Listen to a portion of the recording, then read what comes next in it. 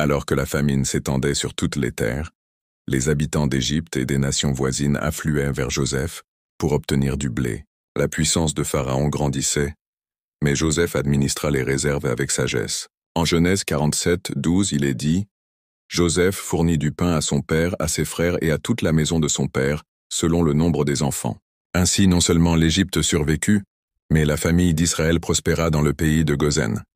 Jacob, désormais installé en Égypte, fut conduit devant Pharaon.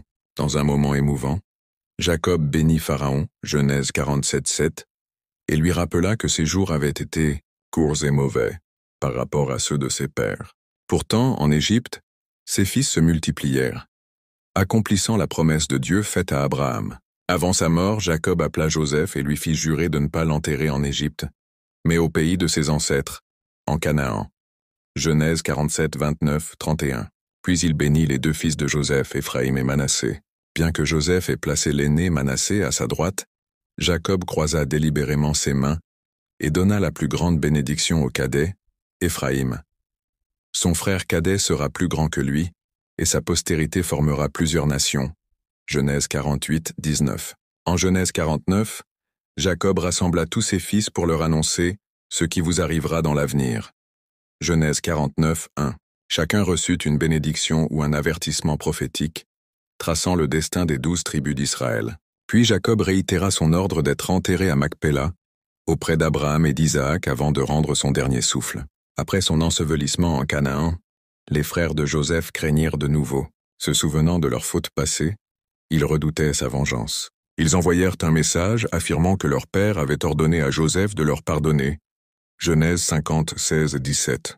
Tombant à ses pieds, ils se dirent prêts à devenir ses esclaves. Mais Joseph pleura et les rassura. « Soyez sans crainte.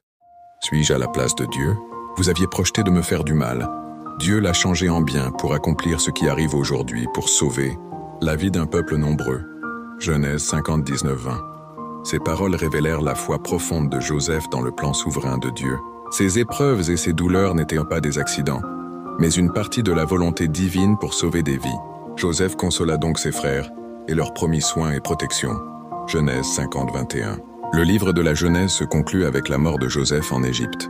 Avant de s'éteindre à l'âge de 110 ans, il prophétisa « Dieu vous visitera et vous ferez remonter mes eaux hors d'ici. » Genèse 50, 25. Embaumé et placé dans un cercueil, Joseph attendait le jour où ses descendants retourneraient dans la terre promise.